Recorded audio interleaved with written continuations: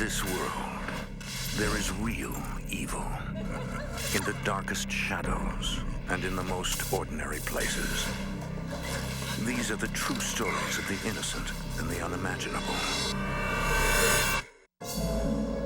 When the Mackeys convert an abandoned roadhouse into a country music dance hall, they awaken an old evil. The angry dead attack the living and invade the bodies of the weak. With the help of a psychic and a preacher, the possessed fight to save their souls.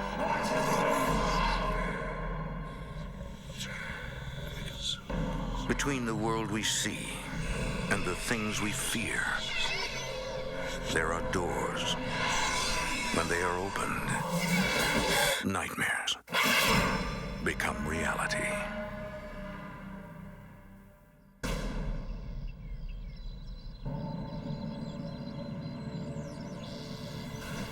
In Wilder, Kentucky, an abandoned music hall stands on the banks of the Licking River, which runs north to Cincinnati.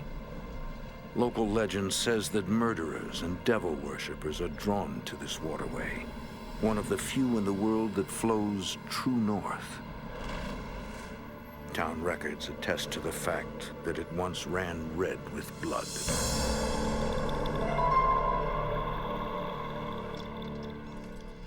Well, this is it, Mr. Mackey. As you can see, there's quite a bit of work to be done. I think you'll see that this facility has everything that you're going to need. Country music artist Bobby Mackey has been on the road for 12 years. Ever since he quit his job with the railroad to sing full-time, he's dreamed of owning his own nightclub. Well, the type of music that I've always loved is the traditional country music. And lots of club owners don't understand that, and they wanted different types of music, and it got to the place where I didn't want to be nobody dictating to me the kind of music that I felt in my heart and I wanted to play. And it was either move to Nashville at that time or get my own place. This will work. This will work. The former rock and roll roadhouse in Wilder, Kentucky is exactly what Bobby has been looking for. I'd like to bring my wife by sometime to look at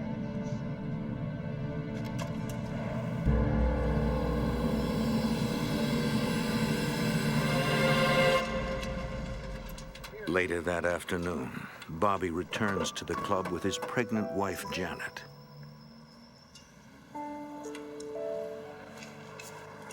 What do you think?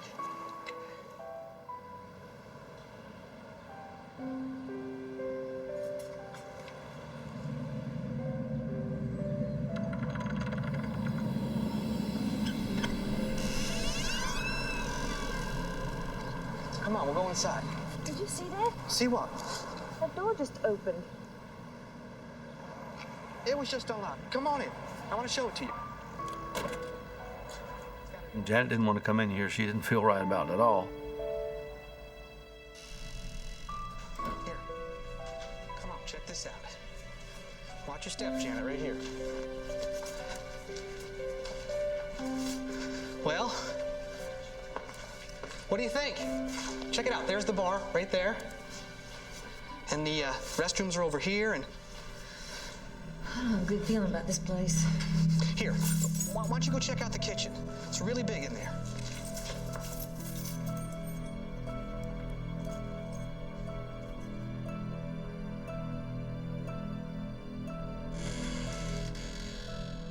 Janet Mackey appears in silhouette to protect her privacy. Felt like somebody was in there.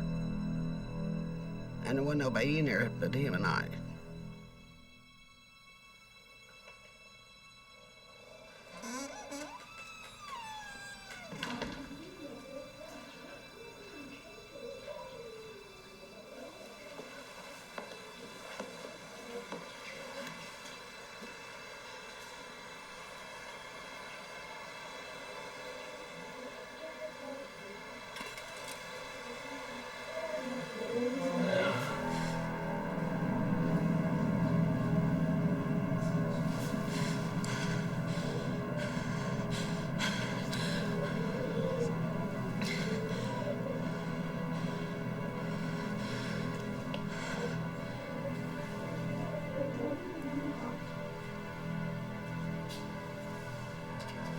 I wanted to get out of there as soon as possible.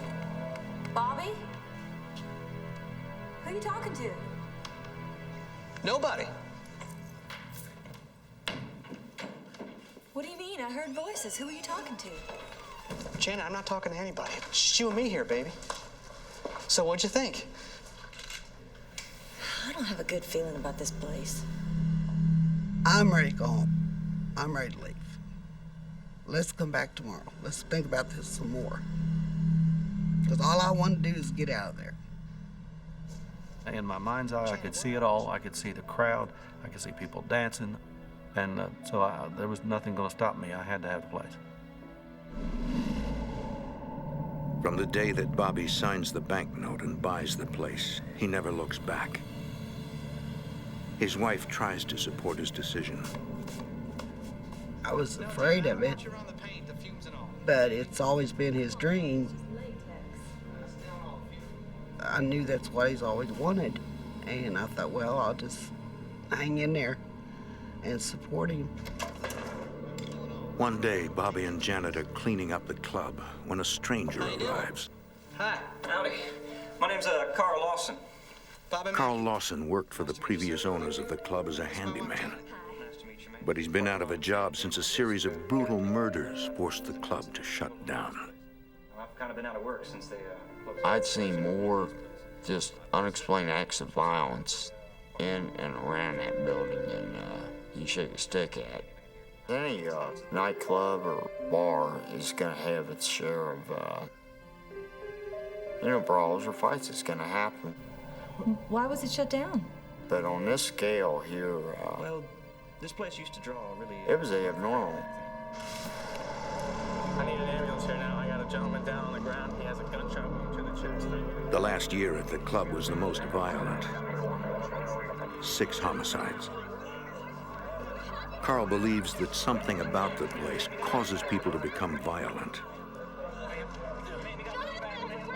Something's going on with this place. Eventually, that's what got the place closed down. Sir, can you tell me what happened? We're playing classic country music here. We're not gonna have those kind of people here. You'll see. I assure you. Well, that'd be a nice change of pace, sir. Bobby believes his brand of classic nice. country music will attract a more peaceful I've kind crowd. of been out of work since, Do you paint? which hand you want me to paint with? Bobby hires Carl as a You started full-time today? handyman Thank you, sir. and caretaker. What do you know? I just knew right off the bat I get along with him. I mean, it just seemed straightforward and just said what he meant and meant what he said.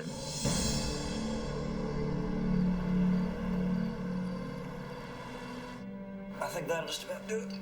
His wife, Janet, was about the same way. Carl and I became buddies, and he was more like my little brother. Carl, you know what you were saying earlier about strange things happening to people around here? Me and her knew this place. There's more that meets the eye. I'm gonna be in the next room painting. If you need anything, just give me a holler. All right. Thank you.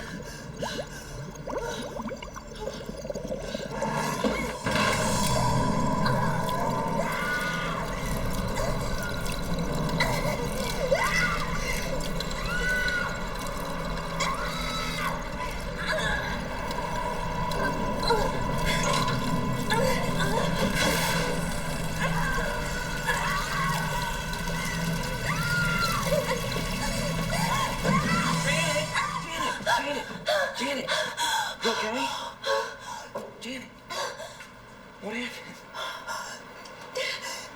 There was blood in there. There was blood coming up out of the sink. The sink is empty. There's nothing in the sink. Nothing. Wasn't for him. Who knows what would happen Just next? blood in there. I do know for a fact something forced that woman's head down in There that was a hand sink. pushing my head into the sink. I knew right there and then, whatever's here is not playing games. It's become dangerous. It's become violent. I'm telling you, Bobby, there was a hand in the middle of my back forcing me into the sink. Janet tells her husband what's happened, but Bobby can't believe what he's hearing. It was like it all just stopped and He told me I was crazy. He didn't believe me. He didn't believe Carl. What's going on here? But it did happen.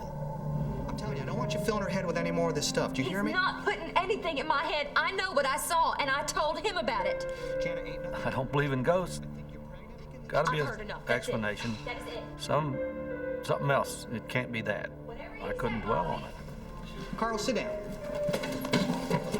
I don't want you filling her head with any more of these ghost stories. Do you hear me? And I certainly don't. Bobby warns Carl to keep his ghost stories to himself, Any more of these ghost or stories. he'll have to find another job. Now go and clean the bar. We need to get I ready. had for invested opening. everything I had in here, and all I wanted to do was get it open. And I didn't want to hear anything about ghosts, and I had told Carl over and over not to tell people about it, and much less quit putting it in Janet's mind.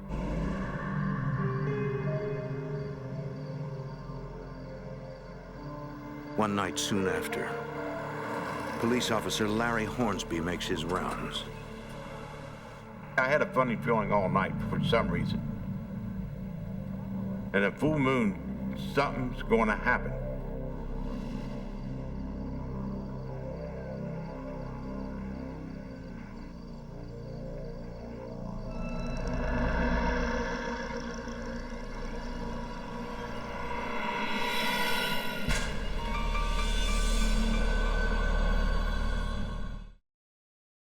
This'll work. You guys don't happen to need any help, do you?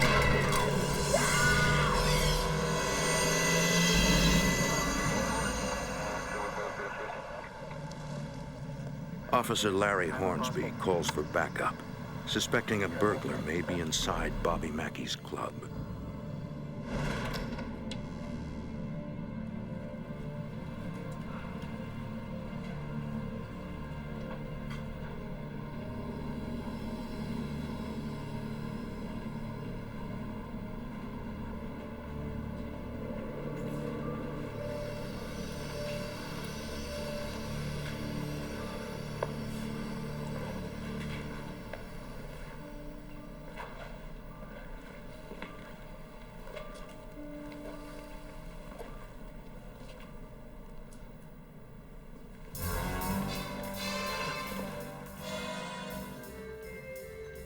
Did you hear it? Yeah, backstage.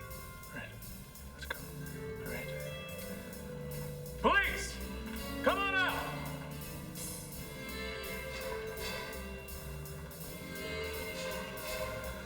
Police! Come out!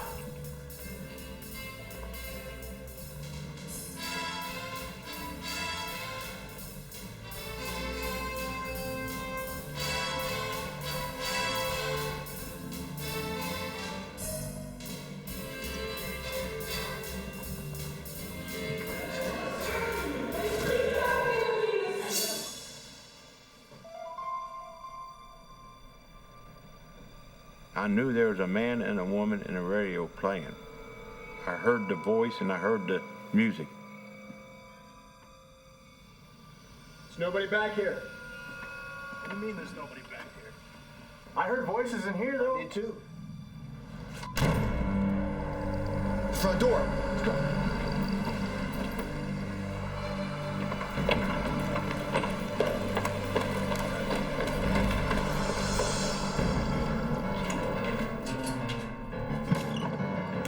No wind.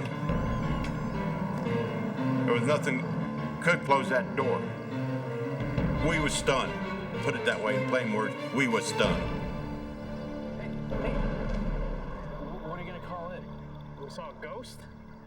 I said, if I put this in a report like this, Don't call it in. They'll be sending me to a psychiatrist. I'm just gonna put it, I went into the building and checked it out, made sure there was nobody in here. I'll see you tomorrow, all right? I'm getting out of here. Have a good night.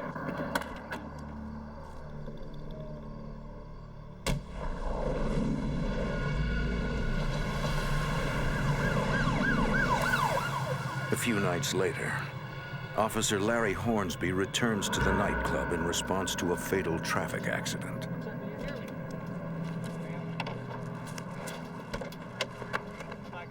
You got nothing? All right, we need to get these guys out of the car.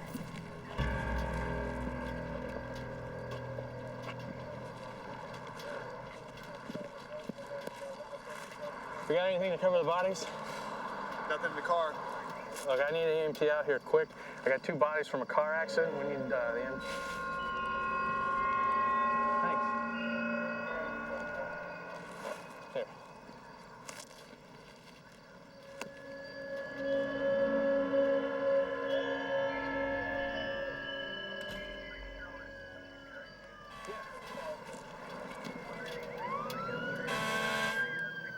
After we got the scene cleared, we came back up, knocked on the door so we could thank her for giving us the tablecloth. But the doors were locked. We didn't know what happened to her.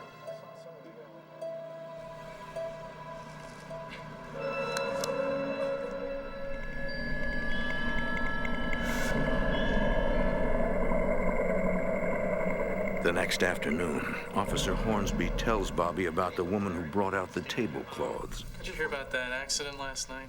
Yeah, I read about it in the paper. We thought it was a waitress, and we described her. Tell you about it so you can thank her. Bobby says there was no one at the club after 10 p.m. This place was... I never did believe in ghosts. Never. I would laugh at you then. But a lot of things changed since then. I'm telling you, Larry, these doors were locked. There was no one else here. No, I don't want to say all these people are liars, because there are a lot of credible people. But I just find it hard to believe that there's anything in here, any supernatural or any ghosts, or I just can't believe that. There's got to be an explanation for everything that has taken place. You all right? Oh, I'm fine. I just broke the last of my good bulbs. I gotta go get another one. Okay. Careful with the last one. That's all right. I'll clean it up. Oh, I'm good. Janet, you don't have to clean anything up. No, I'll be right I get it. All right, I'll be right back, okay?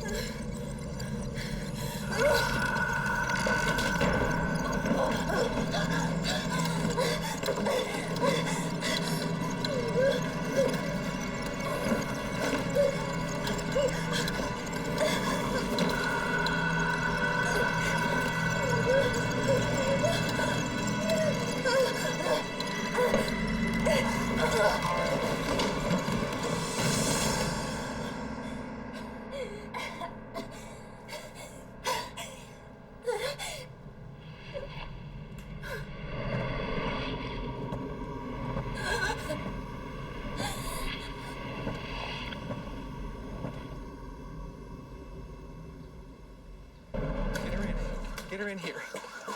Come on, darling. Come on. Hello? Anybody here? Help! Hold on, my wife, she fell down the stairs. She's pregnant. I was so terrified because I thought, I was going to lose my baby. I went into labor. What happened? Come on. My wife, she fell down the stairs. She just tripped. I was angry. I was terrified. I was everything. She told me it's something forced her down the steps, and I believed her. Bobby's concern was the business. I mean, I can understand He's got a reputation on the line. We gotta do something about these spirits, man. They're getting out of control. Carl, there's no spirits. What's wrong with you? Nobody's gonna believe you unless you experience it yourself.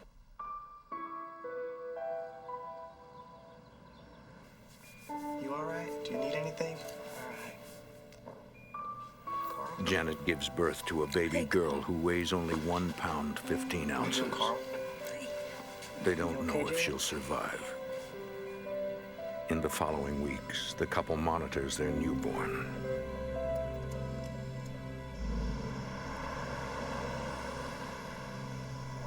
When it becomes clear that their daughter will survive, Bobby prepares for the grand opening.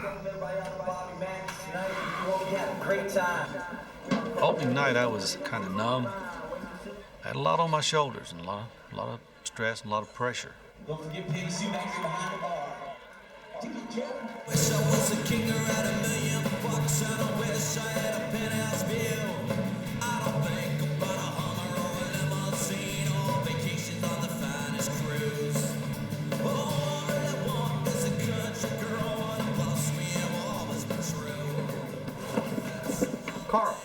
Carl, listen to me. I don't want you telling any customers. Carl, look at me. I don't want you telling any of the customers that stuff. All right? Bobby, I got My focus was totally on running this business and making it work. I didn't want to hear any of this nonsense. I wanted to make the place known for a great country music dance hall.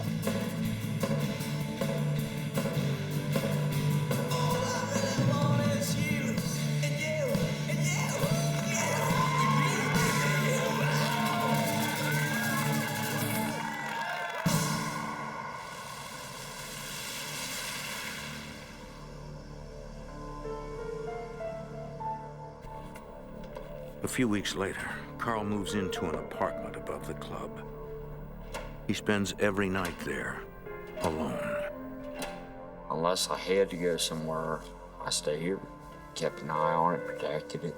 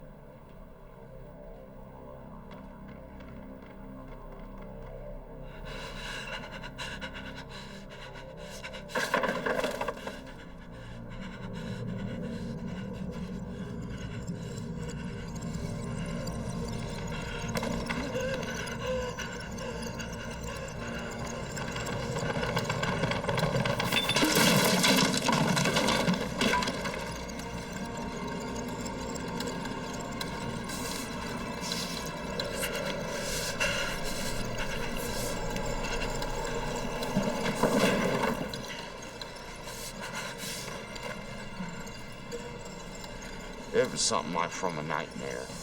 I'd actually thought I was dreaming, but I wasn't. It was real.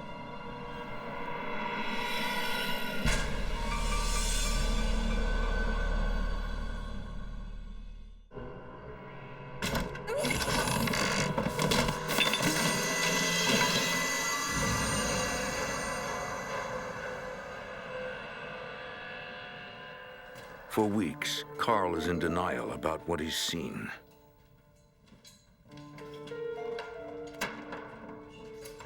One day, Carl is cleaning up the storage room.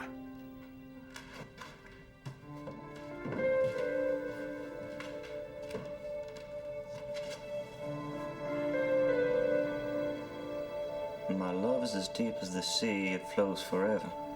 You ask me when will it end, I tell you never. My love is as bright as the sun, it shines forever. You ask me when will it end, I tell you never. The world may disappear like a castle of sand. I will be waiting here with my heart in my hand. You ask me when will I die, I tell you never.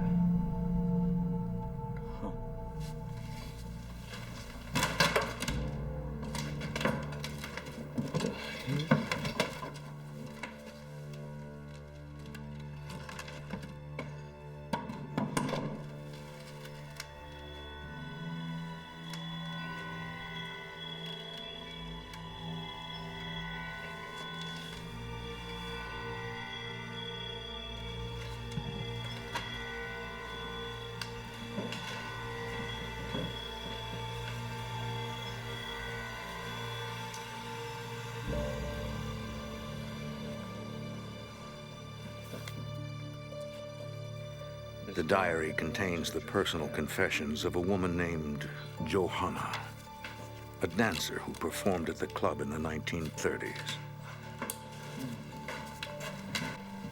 Tuesday. She was in love with a musician, and Johanna's father did not like this guy. He said he'd kill him if we didn't stop seeing each other. I'd rather be dead than lose Robert.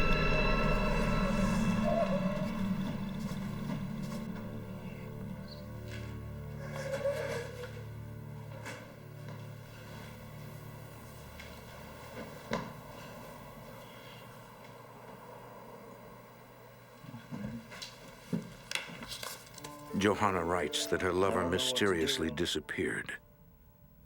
She feared that her father had killed him, so she poisoned her father, and then herself. Her final entry in the diary proclaimed that she would roam the halls of the club for all eternity, waiting for her lover to return.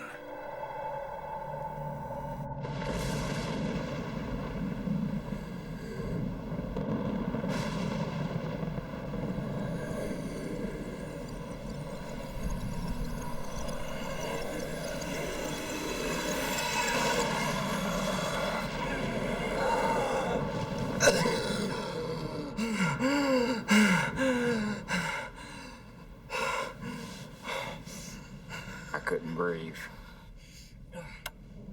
Maybe I just got a medical problem I should get checked.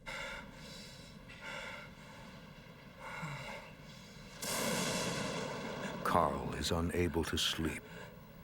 Then the power goes out.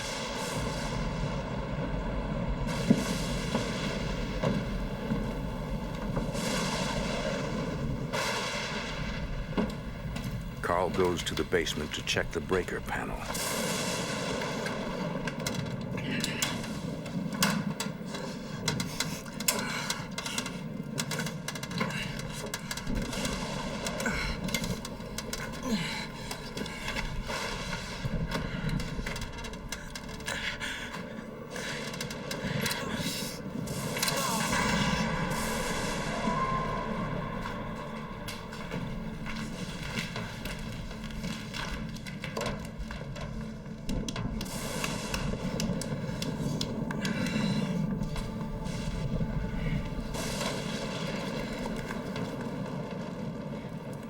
He stumbles onto a latch that he had never noticed before.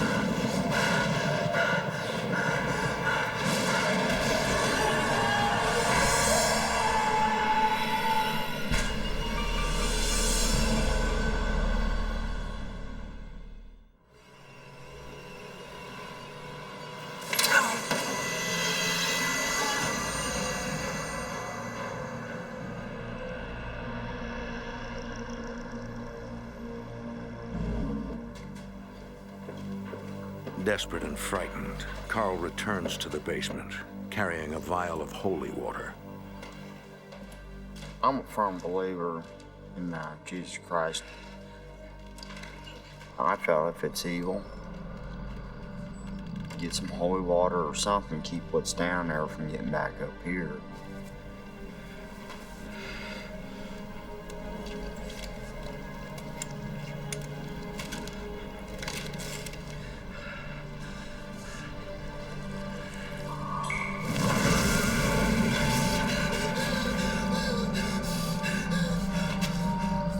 Carl knows that whatever is inside the well is stronger than him.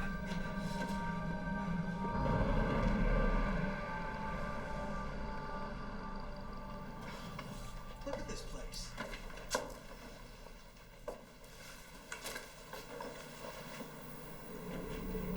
Carl?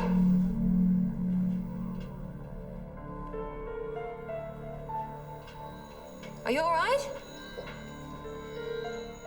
In the following weeks, Carl's behavior becomes unpredictable. How come you haven't cleaned up the place? It got to the point where I wouldn't know which Carl I was talking to. Carl, you okay? I would have to talk to him for just a little while to figure out, you know, how to deal with him, because he always seemed to be different. You think you're alone here, but you're not. Carl, you okay? You'll see. See what? I've been trying to tell you, Bobby. Tell me what? Don't you This see? place sort of, it became a, it was part of me.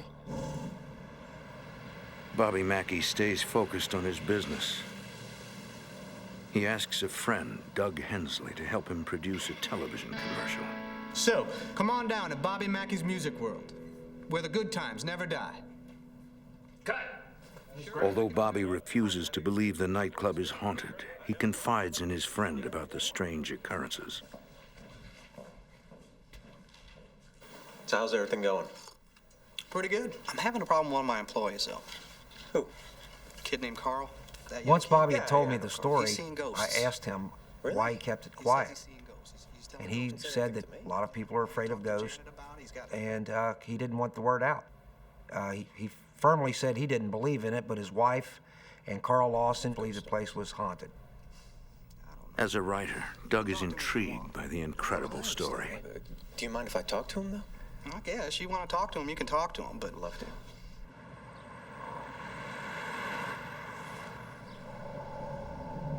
I just want you to tell me what you experienced, best as you can say. This place is evil. I've seen stuff I can't explain. I found a loose floorboard. Inside that floorboard, Carl I tells found a Doug diary. about Johanna's diary.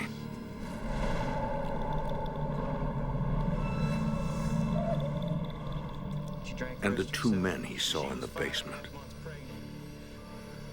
Carl told me that this place was filled with evil, and the only reason he stayed here was to protect Janet and Bobby. Had it not been for that, he would have left here a long time ago. But he also told me that they don't want us here. Something always pulled him back here. Hensley is a natural skeptic, but he takes their stories at face value. I was 5.5 months pregnant. And I felt this hand in the middle of my back, but I was alone. I found Janet to be more believable than Carl in the beginning because her demeanor was total and complete trepidation. She was afraid to even talk about it. You would have to know Janet Mackey to know that she would not make up something like this. Though he remains skeptical, the stories pique his interest. He goes to the local library to research the history of the club. I really thought Carl Lawson was schizophrenic until I started doing hours and hours of research, learning the history of this place. Hensley finds an explanation for Carl's story in a 19th century article from the Kentucky Post. I learned of two men that were hung in Newport, Kentucky in 1897. Their names were Alonzo Walling and Scott Jackson.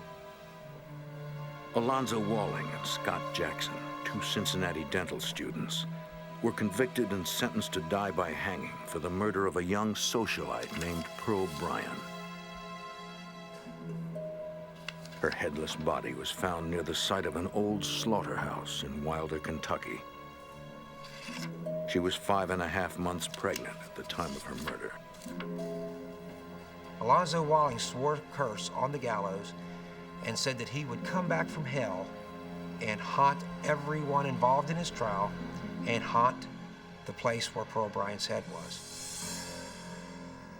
Hensley tells Carl and Janet what he has found. He explains that after Pearl Bryan's body was discovered, bloodhounds led investigators to the slaughterhouse. Locals suspected that the killers had disposed of Pearl's head in the old well in the basement of the slaughterhouse as part of a satanic ritual. But the head was never found. Doug explains that the nightclub rests on the foundation of the old slaughterhouse. Satan worshippers came to this spot at night and gave blood sacrifices down inside that well to worship the devil because of all the blood spilled on this ground. There was a culvert pipe that all the blood of the animals was rinsed into the Licking River. It is my opinion that Alonzo Walling and Scott Jackson both dwell at this nightclub because this is where they disposed of Pearl's head. One striking similarity among Johanna, Pearl Bryan, and Janet Mackey is hard to ignore. Janet Mackey told me she was 5.5 months pregnant when she was thrown down a flight of stairs. Bobby, you gotta do something about this. Pearl Bryan was 5.5 months pregnant. Somebody that can help us. Johanna, the dance hall girl who poisoned herself inside this nightclub, was pregnant. Right around 5.5 months.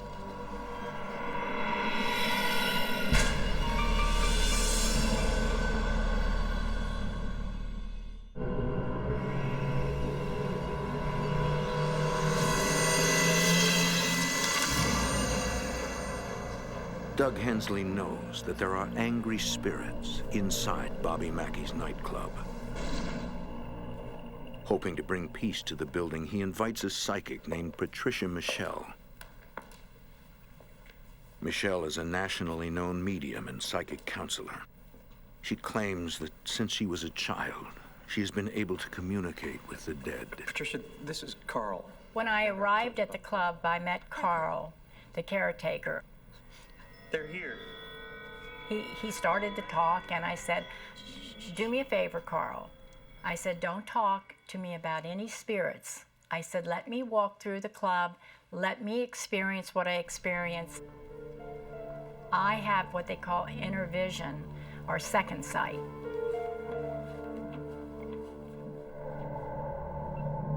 Patricia senses the presence of a spirit.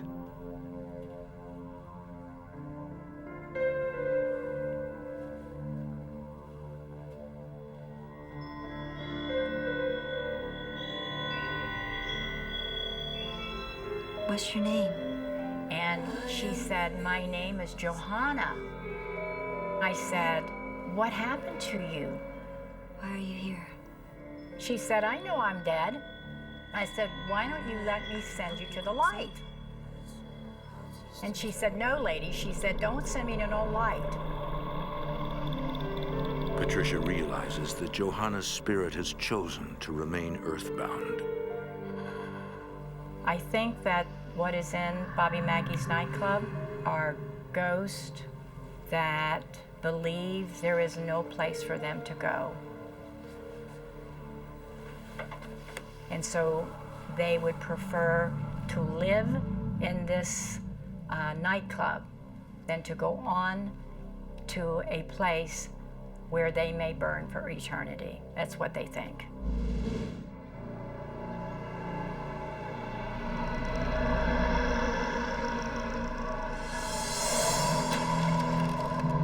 I don't see the room as it is. I see the room like it used to be.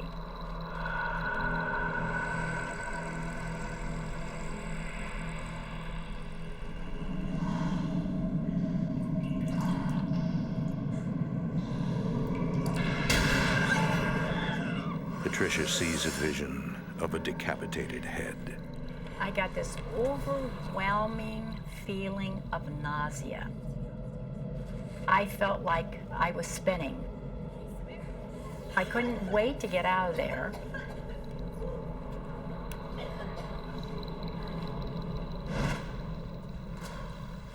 Are you okay? Are you sure? Doug's bringing you a glass of water, okay? Here you go. Thank you.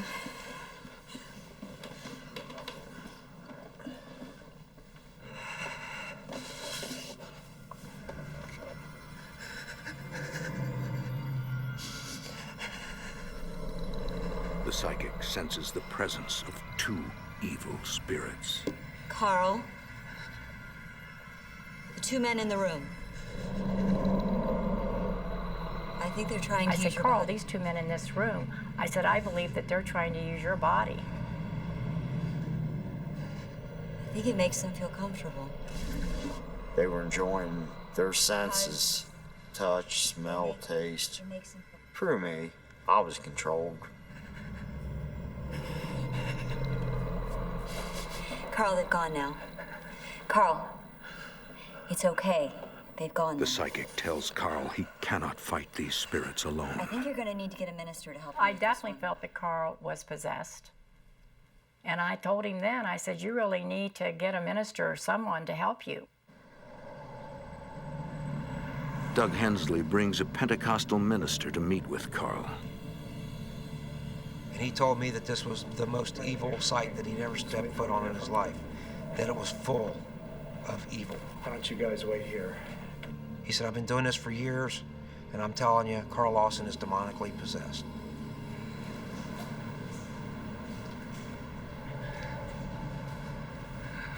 The minister has agreed to perform an exorcism.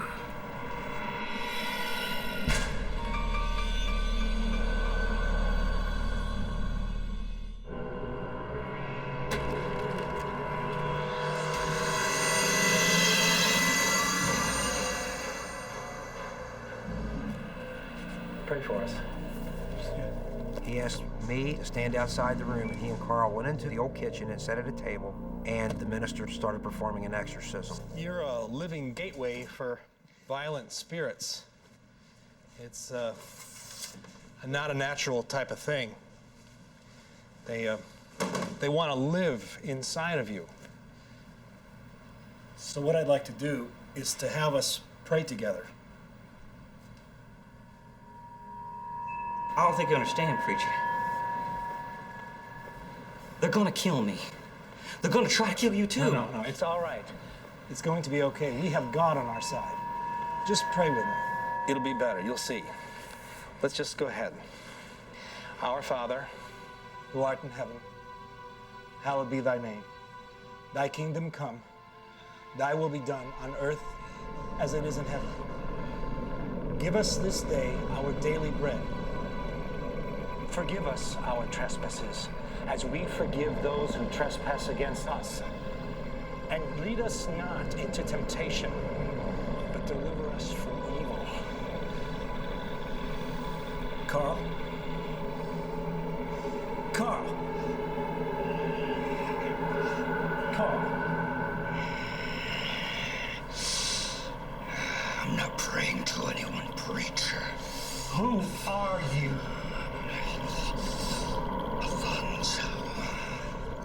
Alonzo needs to leave Carl's body. And therefore I say unto you, be with the Lord God, and the devil will flee from you.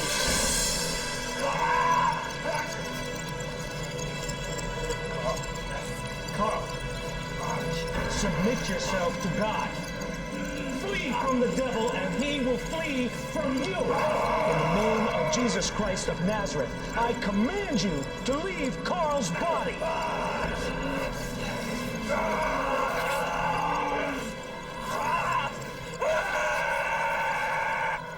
The exorcism started to become violent, and Reverend got afraid, and he called us other men into the room to surround Carl. In the name of Jesus Christ, I command you to leave his body. He started speaking in Latin, and then he started speaking in English backwards, and he says, "I am Satan." This Bible commands you. And the spirit said, like a dog growling, "I natos." Compels you just to listen. Therefore, At that time, none of us had any idea what that meant, but later on, after the exorcism, the preacher showed us, he wrote that backwards, and it says, "I am Satan." James 4:7 says, never mix to God.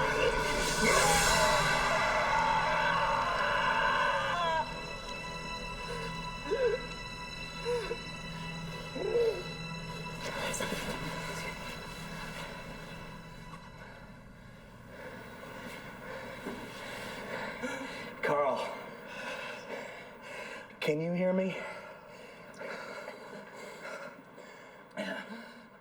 Are you all right? When I woke up, everybody was looking at me, and I was on the floor, and I didn't know what happened.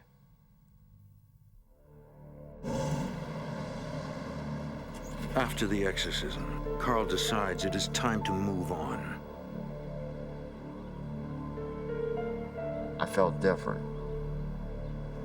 Take it easy now. I wish you the best of luck, Carl. If you ever need anything, you know where to I find me. felt changed. Time for me to go. Take care. I felt like a new human being.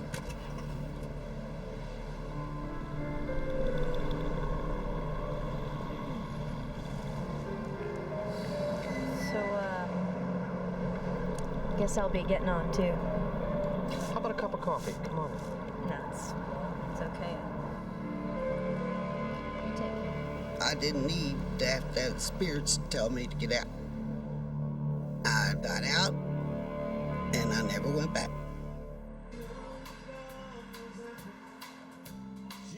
To this day, Bobby Mackey claims he himself has never witnessed paranormal activity at his nightclub.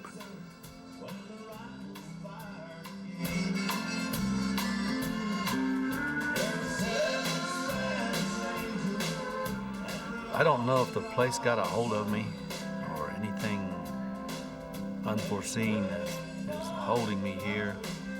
If that's a supernatural experience, then so be it. And I'm going to stay here. Beneath the active nightclub, in the bowels of the old slaughterhouse, the well remains.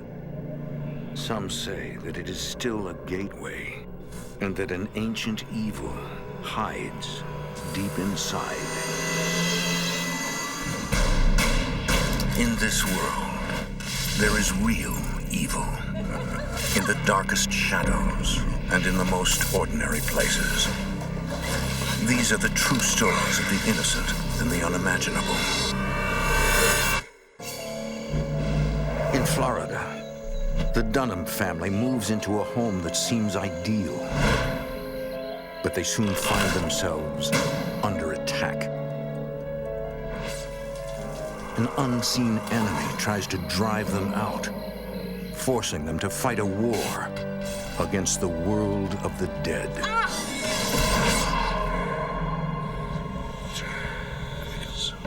Between the world we see and the things we fear, there are doors.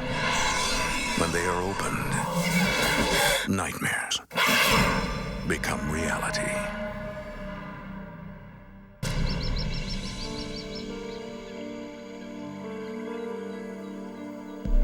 In Central Florida, halfway between Orlando and Daytona Beach, lies the town of Deltona. Legend claims explorers came here searching for a fountain of everlasting life, but some found only hardship and death. The swamps have long since disposed of their bodies, yet many say their ghosts still haunt the living.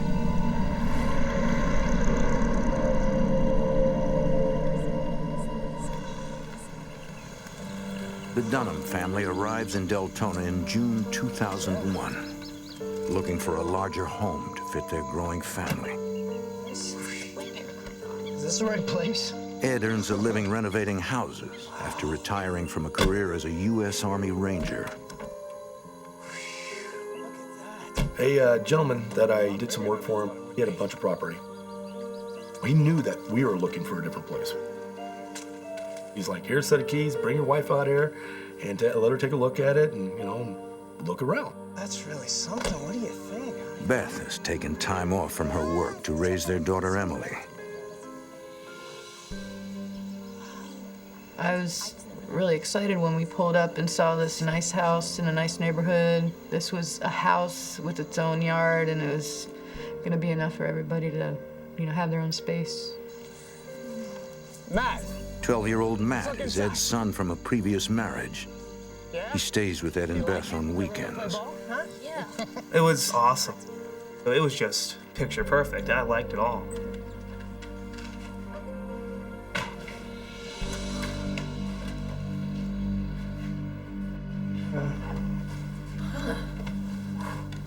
When's he gonna move his stuff?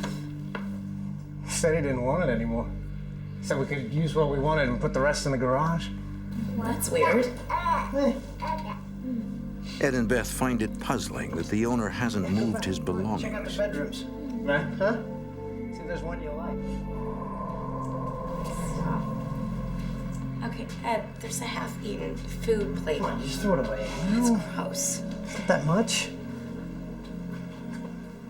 Leftover food on the counter, old milk in the refrigerator. He got up and left, and it just didn't make any sense. Okay, that's disgusting. He said he was gonna pay us to box everything up. I guess he meant clean it up, too.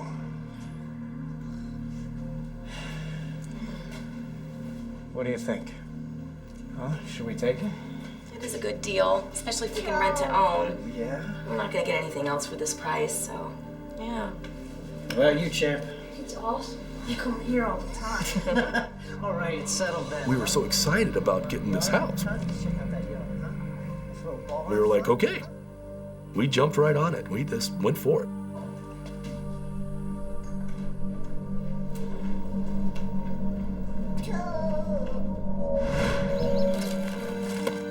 Within days, the Dunhams have settled comfortably into their new house. It was really cool. Everybody was happy. Everything was very quiet when we were all comfortable and relaxed.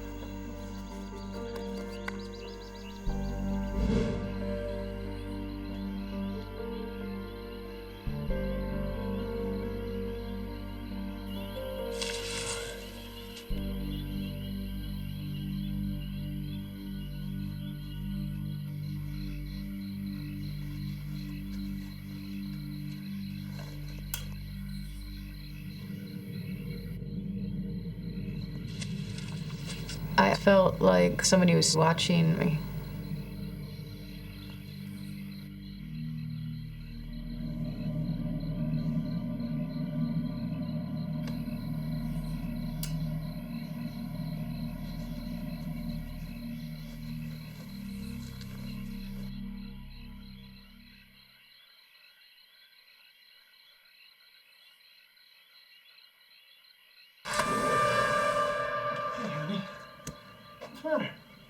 I just feel like someone's watching me.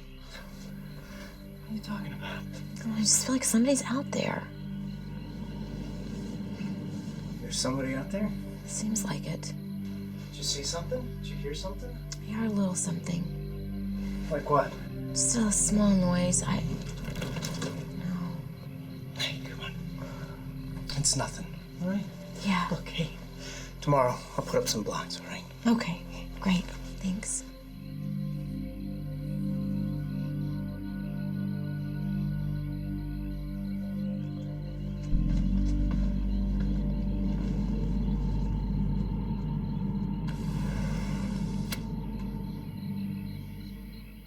A few nights later.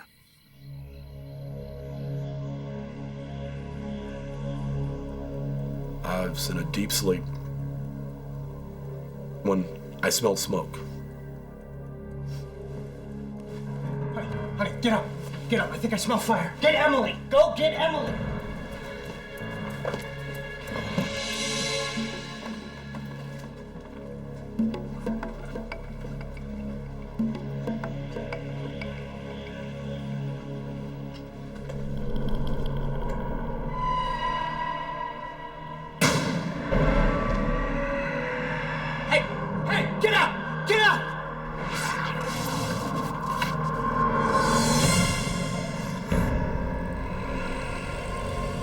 Where's the fire?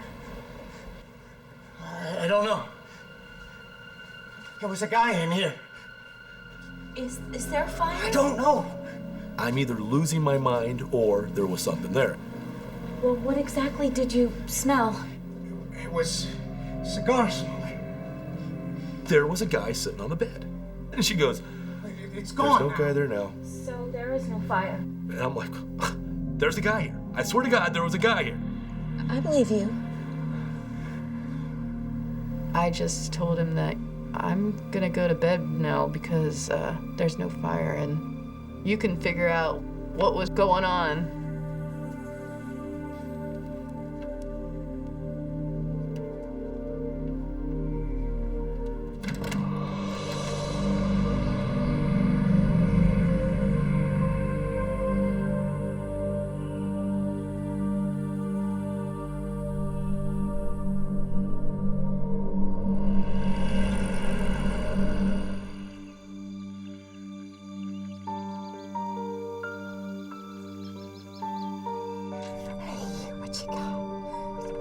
Here you guys are. Yeah. There's something we need to talk about. Good news or bad? Good, I think.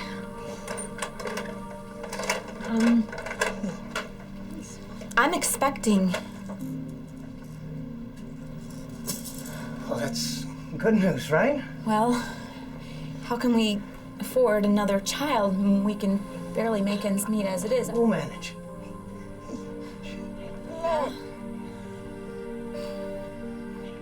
The responsibility hit first, and then, oh, okay, this is a good thing, though. This is a good thing. What do you think? It was an unexpected pregnancy, but a welcomed one. So we were very excited about it.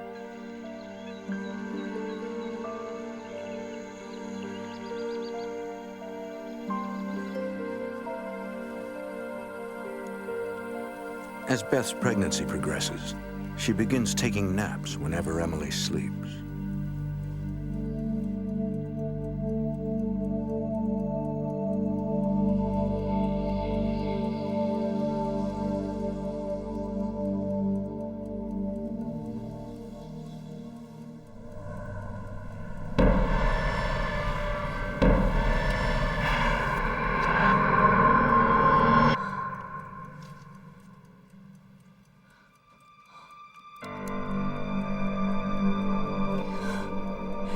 Ed, can you come home right away, please?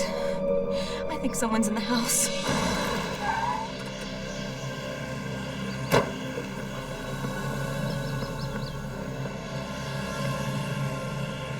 woke up, and there she was in the doorway.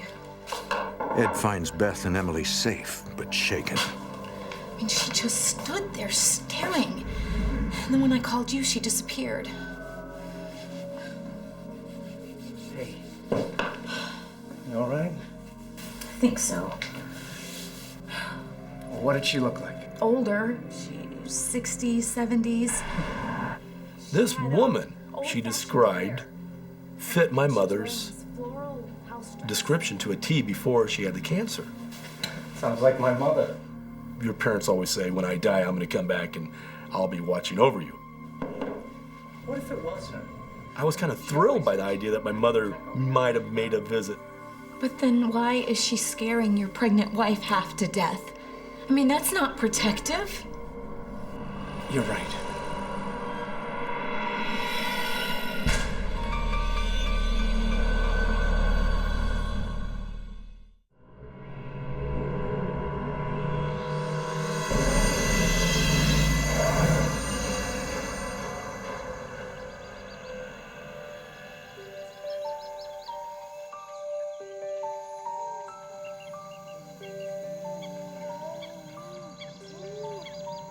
Beth finds her ghostly encounters so unnerving that she begins avoiding her own home. I started taking a lot more walks with Emily.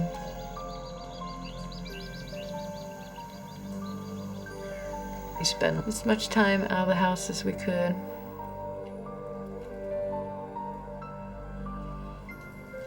Well, I guess you're thirsty, aren't you?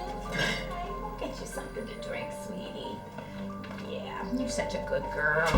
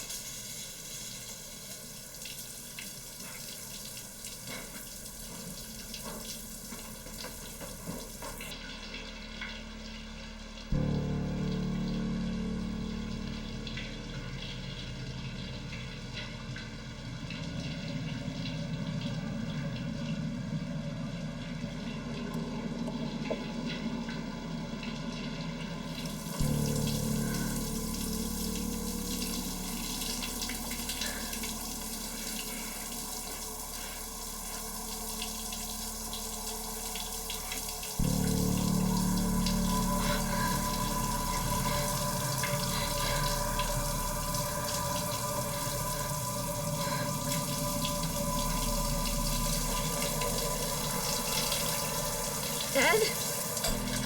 Ed, is that you?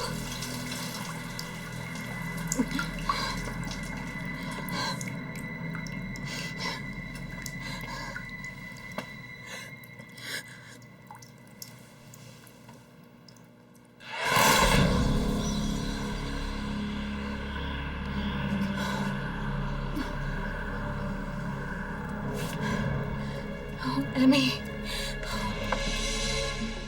Oh, Emmy, honey. Oh, I'm sorry.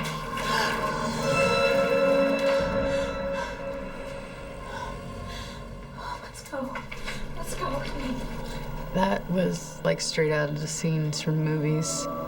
That made me run out of the house. Ed is surprised to find his wife and daughter waiting outside. Honey, what are you doing?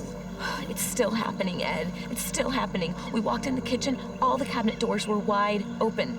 I don't think they could have done that by themselves. And then I heard the shower going full blast, so I thought maybe it was you. And so I went down there to look, and no, nobody was there. Nobody. I'm so scared, Ed. Now, I know she was feeling uneasy staying in the house by herself. Please. It was really frustrating because I couldn't do anything.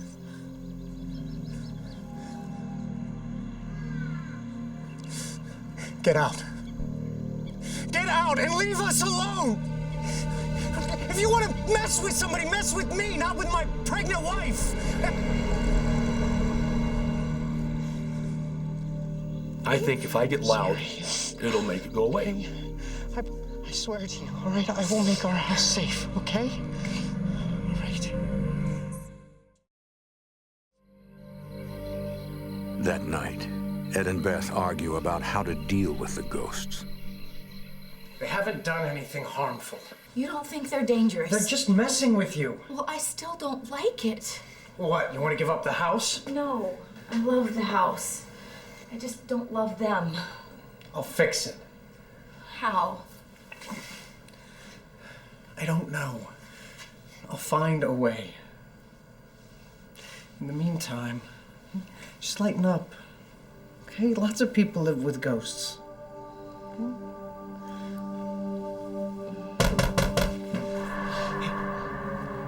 It's okay. It's all right.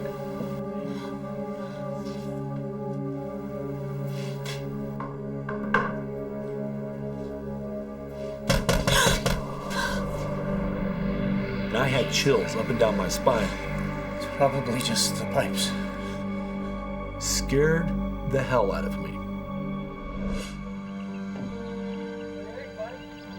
A few days later, Ed's son Matt returns for the weekend.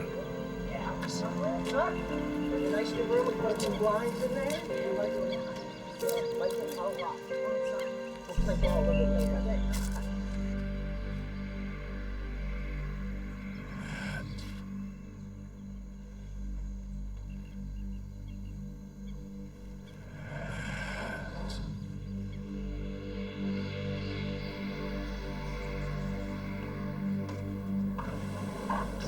Yeah, Dad?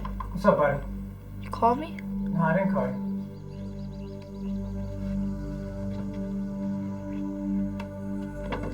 What's going on, buddy? What are you hearing? Huh? Is something wrong? Matt, what's going on? Nothing. He didn't hear anything. Matt, what did you hear? Nothing. But he said... No. You could feel the tension.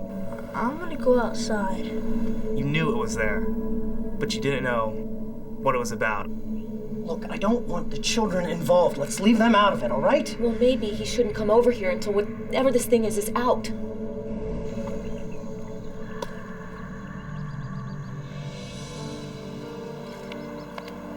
You okay? Yeah, we're just getting some fresh air. All the stress around me was starting to really, take a toll. The whole overtone of the house was dread almost. For the longer we lived there, the greater the tension became.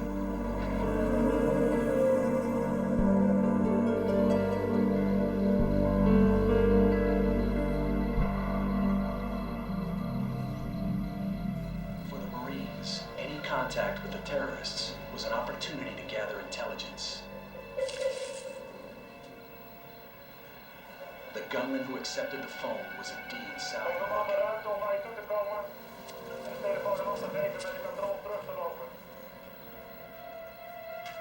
He also handed over a letter from the Dutch government.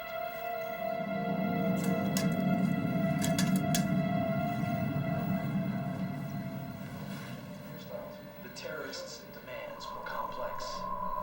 They wanted Dutch diplomatics.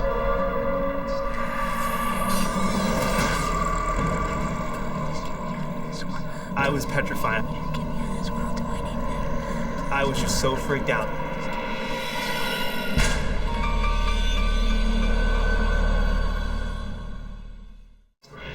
Ed, is that you?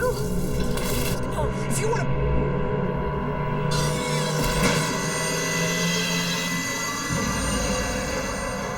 Matt returns to his mother's house. He doesn't tell anyone about his experience.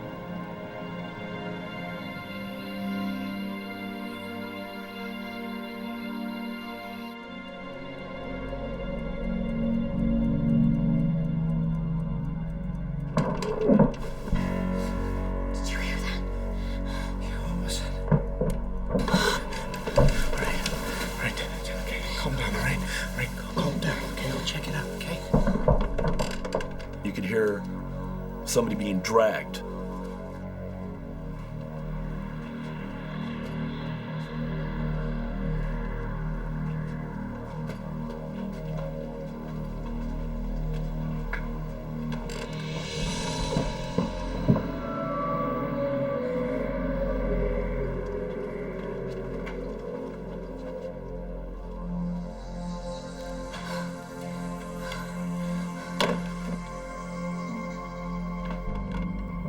You could hear it.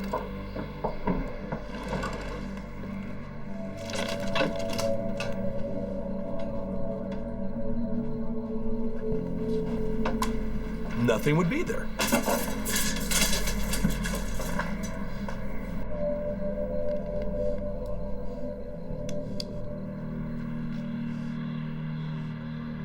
Get out of here. Get out now! Get out and leave us alone!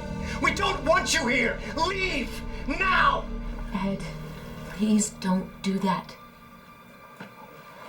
I'm gonna check on Emily. I was starting to panic because I was concerned for her. What do we do? Who do we turn to?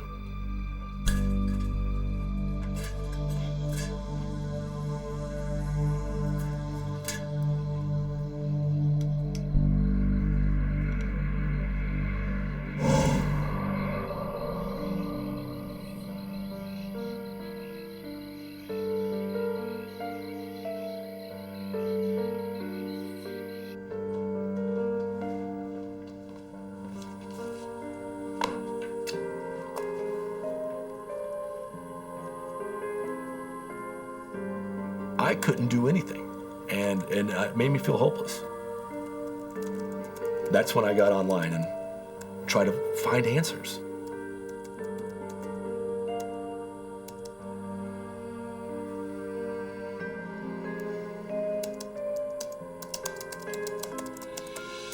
Ed posts a plea for help on a website.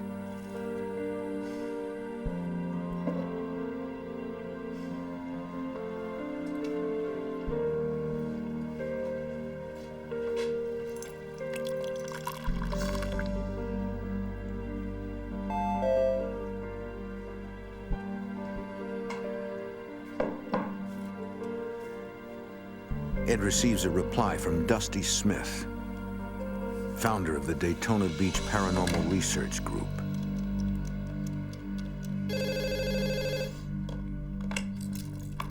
Dusty Smith, may I help you? That's Ed. Ed Dunham? Hi. Yeah, thanks for your offer. Why don't you start by telling me a little bit more about when you saw the ghost? We talked on the phone for a good while. Did he say anything? She wasn't being judgmental. She was very cool.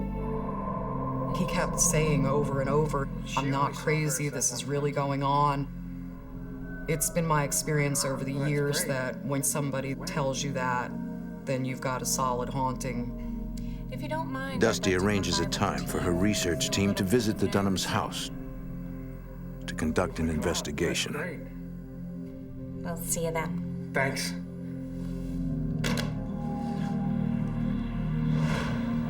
Two nights later, Dusty and her team arrive. They bring equipment to measure and record possible paranormal activity. We're gonna go inside, meet the family. We'll get to work, okay? Hi, I'm Dusty Smith. Hi, I'm Ed. This is my wife, Beth. Hi, Beth. Hi, so, I guess the sooner you get started, the sooner we can get rid of those ghosts, huh? Yeah, well, it could take a little time. I just Most clients think you're going to walk in and well, every case is different. take a magic wand and wave it around the area and everything's going to be fine and dandy. And unfortunately, it doesn't work that way.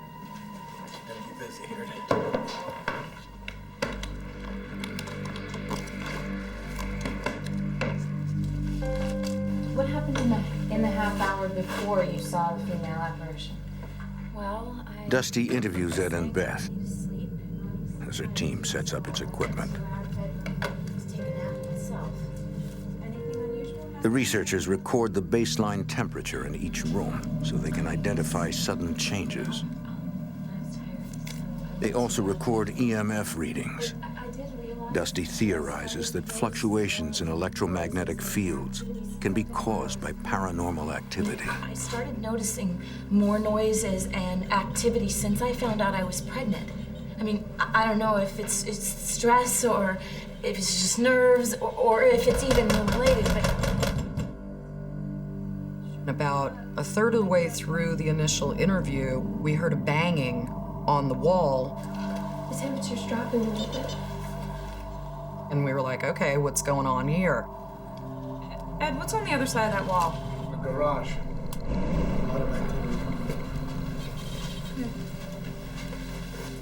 Just take your time, try not to miss The it. researchers use an infrared thermometer to read instant temperature changes. Strong in this particular area. Continue taking readings.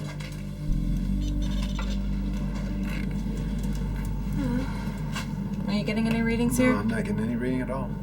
You want to check? Can you hold this, please? Sure.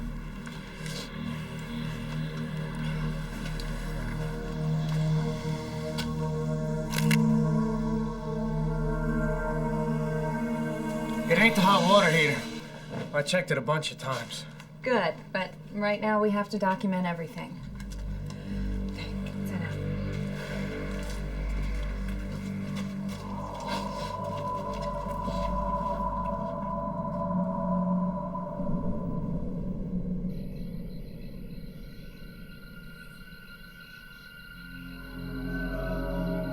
My wife saw the ghost here.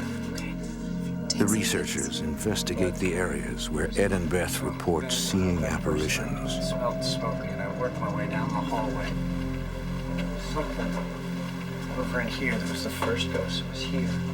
And I was standing right here, and then he was just seated there on the bed. Can you show me exactly where it was? Yeah. On the bed? He was seated.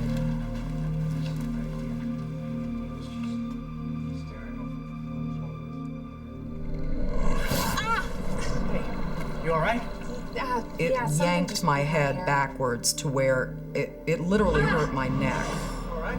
Yeah, something just... It was very distinct, very firm, very, I am here and I want you to know it.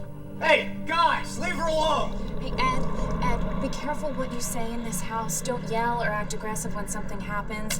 It may be your first instinct, but it could be making it worse.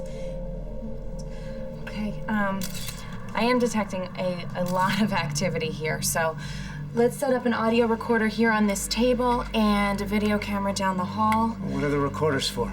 EVPs? It's electronic voice phenomena. Spirit voices are sometimes captured by recorders when we can't hear them with the naked ear.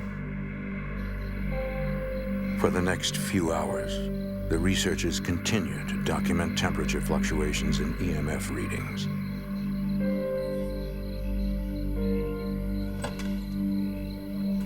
Dusty leaves with a wealth of raw data to analyze. Figure out exactly what you've got. Our rule of thumb, we have to have 3 pieces of evidence that back one another up.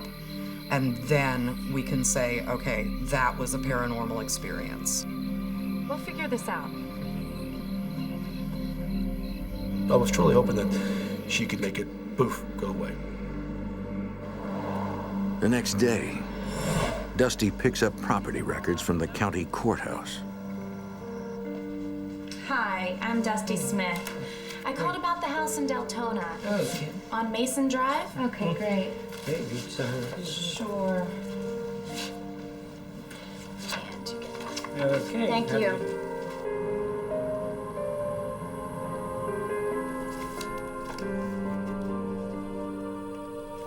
She discovers the Dunham's house has been sold several times, often for much less than nearby properties.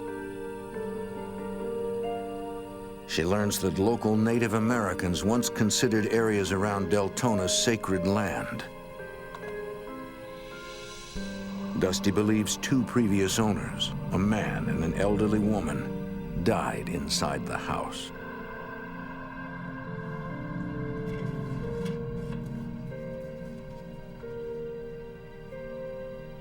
It gave me hope that we were actually finding a reason for the level of activity that was going on in the house.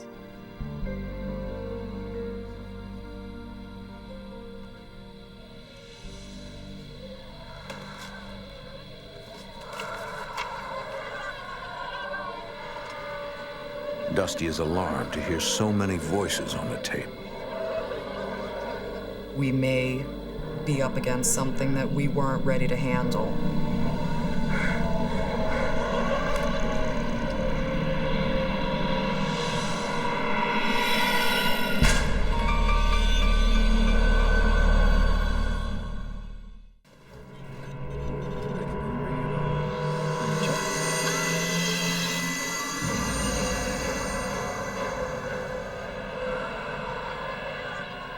The recording from the Dunham's home contains more than a dozen possible spirit voices.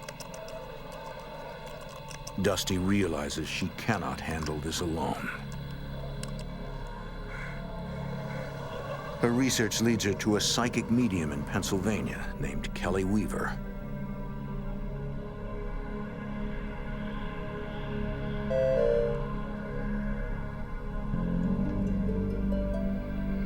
Kelly is intrigued by Dusty's message. There was just something about it, please help, that caught my eye, and I really wanted to see what I could do. Kelly asks Dusty to send photos of the house without any people or paranormal activity in them. I don't like to know anything. Just send me the photo, and let me see what I get.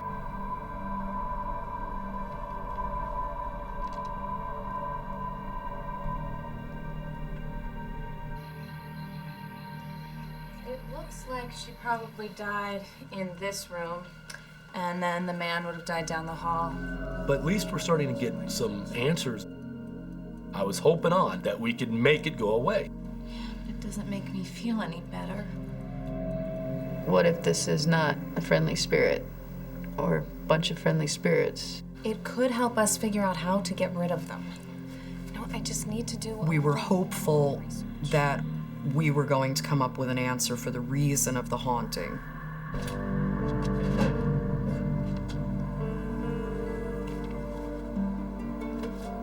In Pennsylvania, Kelly receives the photos Dusty sent her.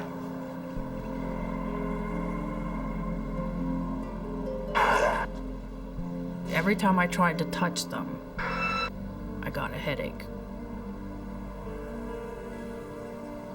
It's very unusual for me to get a headache or a bad feeling from a photograph. That's what really set these photos apart. It just was really strange. I was dreading doing the reading. I dreaded it. A few weeks later, Ed arrives home one night to find his wife and young daughter waiting for him outside. I just felt really uneasy about the whole house now. I was not going anywhere in the house by myself anymore.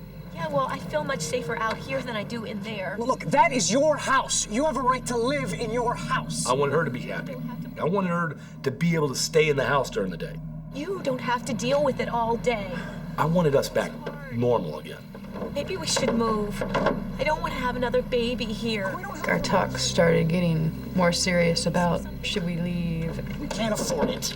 Well, maybe we shouldn't worry about money so much all the time. As we started fighting over money, and we were fighting, you know, just to fight because we were irritated with the situation. We can't stay here. We don't have it. Emily was not holding up very well. You could tell, though, she wasn't getting any sleep. It interfered in every aspect now of our life. I was really turning nasty.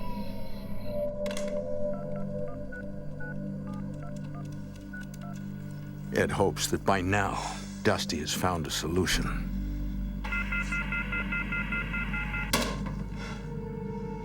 I just want to make a phone call. Every little thing would set him off. I just got to the point where I didn't even want to be bothered anymore. I just wanted to be left alone. Dusty. Ed. Look. We can't take this anymore, all right? We need you to come over here tonight and tell us what our options are. All right? We need these ghosts out of here now.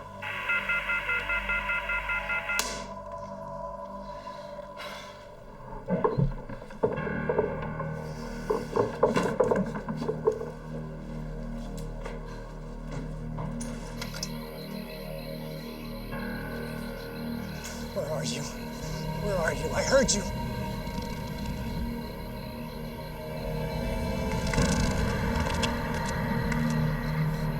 Come on, get out of here! You better run!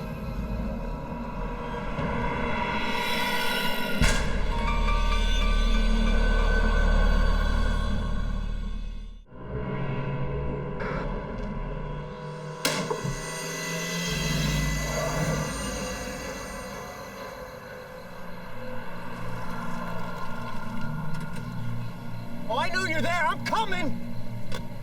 What are you doing? It's on the roof.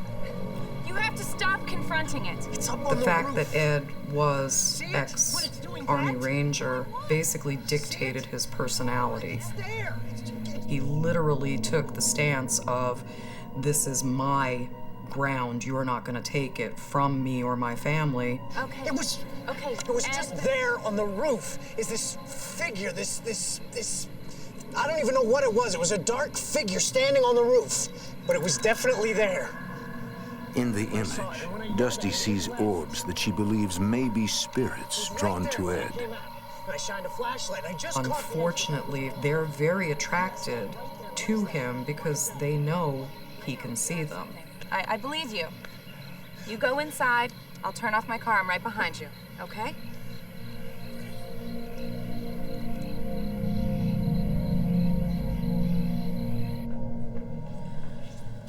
Okay, let's figure this out. We could try to get a priest out to bless the house. We don't belong to a church. Then a priest probably wouldn't come anytime soon. Well, that's not gonna work. What else have you got? He was getting louder, more challenging to everyone, including myself. Well, we could try to do a cleansing ourselves. We could combine our usual techniques with some Native American techniques because of their history in this area. Sounds great. Can you do it as soon as possible? Right, Beth? You gotta give me a couple days. There's another thing. Emily hasn't been sleeping, and I don't know why. She's getting tired, more tired and more tired, and every little thing was setting her off. So I couldn't figure out why she wouldn't be sleeping. Could you use one of your video cameras to find out? Yeah, that's a great idea. Okay, thanks. All right, good. Let's go.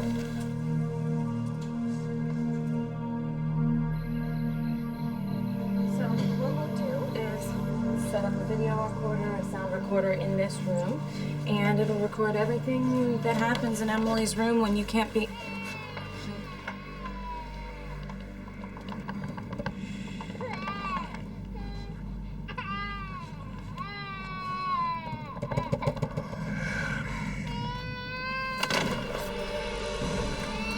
I'm sweating, I'm so mad. Now it's focusing on Emily. Where are you? Huh? What, are you hiding? Where are you, huh? You think you're in hell now? You think you're in hell now? Wait till I get done with you! Leave my daughter alone! Leave my wife alone!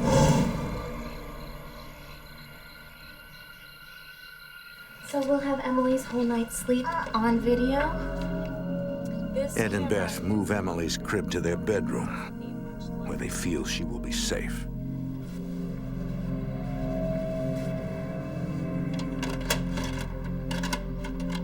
I feel better just knowing that Emily's in the room with us. Thanks, Dusty. I'm sorry about the way I behaved earlier. I just feel like I can't do anything to protect my family. I understand. You and Beth have been through a lot. I'll be back for the cleansing. I was so emotionally attached to this family that it hurt to see them falling apart.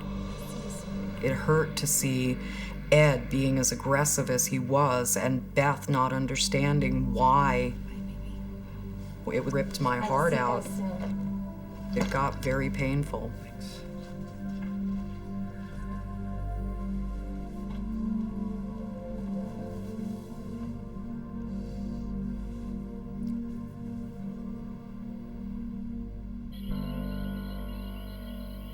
A few nights later, Dusty returns with her researchers to perform a cleansing ritual. Dusty's team uses holy water and a Christian prayer, along with a Native American tradition of burning sage. Good, that's right. Get it into the corners. The smell of the sage is supposed to make spirits leave. While you're doing that, you can say nothing negative is allowed to stay in this space. Only good and positive energy can remain in this space. Nothing negative can stay in this space. Only good and positive energy can stay in this space.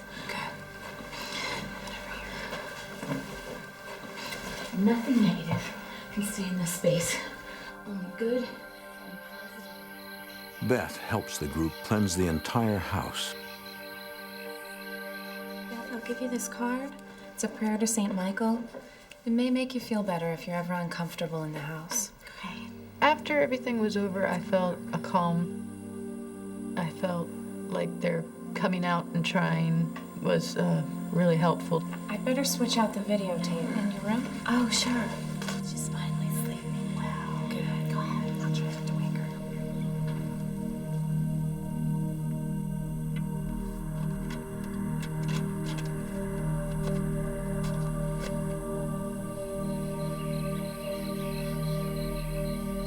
My hope at that point was we did it.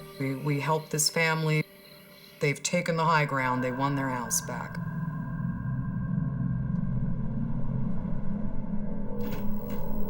The next day, Dusty reviews the surveillance tape.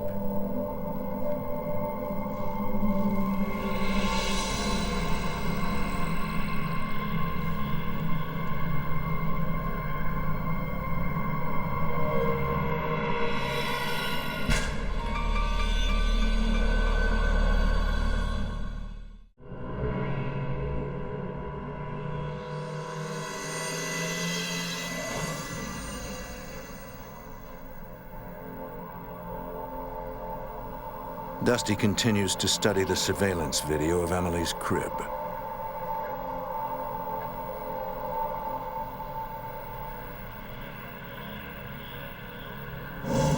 "900 miles away, psychic medium Kelly Weaver prepares to read Dusty's photos.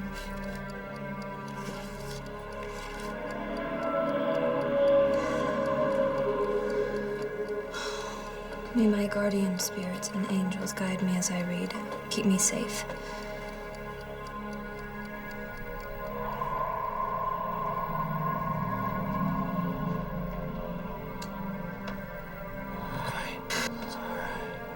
I heard a voice that was neither male nor female.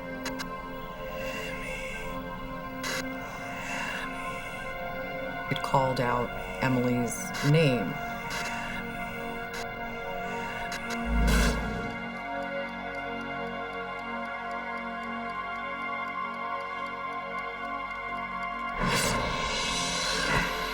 It seemed to pulsate in my hand. It felt like there was just a portal of energy waiting to explode. There was so much negative energy in this house, the roof would just blow off.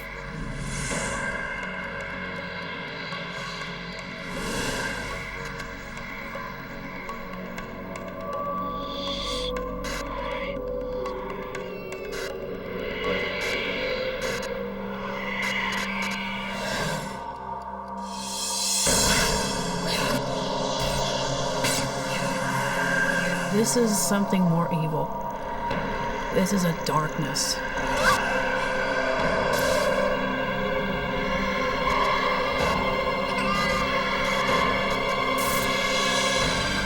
Dusty fears Emily is in imminent danger.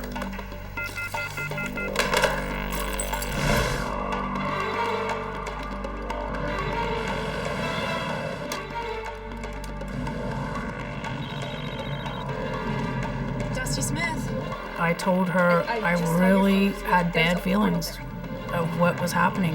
I also sense an evil, non-human entity. The only thing I could think of was, Right now. please don't let something else happen. I'm on my way over there now.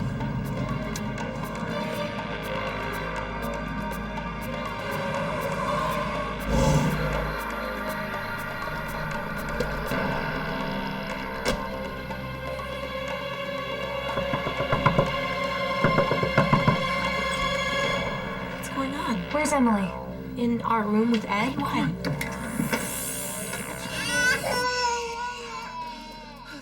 What's wrong? Dusty, what is it? We have to get you out of this house as soon as possible. Why now? Because of what's on this tape. Dusty believes that an entity is threatening their daughter. Why would anything want to hurt her? I was physically sick. Okay? We're getting out of here. We're getting out of here. Get the bags. We're gonna stay with my parents. I'm not raising another child in this house. Let's go. Let's just get out. Just go. Just go. Okay, here, you take the baby. I'll get the suitcase. Just take the baby, all right? Go. Just go. Go. Go. Go. We escaped, literally. Barely.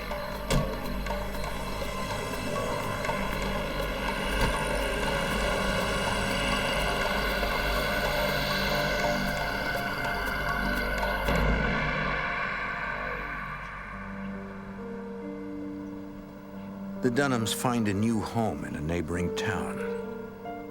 See the baby. And Beth gives birth to a healthy baby boy. love you. Who's that, huh? The Dunhams are relieved that Emily has no memory of what she endured. See, baby. Look at the baby. Because I kept thinking that she's not going to be able to recover from this. You know, she's going to be damaged her whole life. But Emily is a totally functional, normal child. We're a very strong family now. Ed finally accepts that he cannot fight what he doesn't understand. Be protective, that's great. But listen to the people around you. I don't care how big or mean or tough you think you are, you're not gonna win.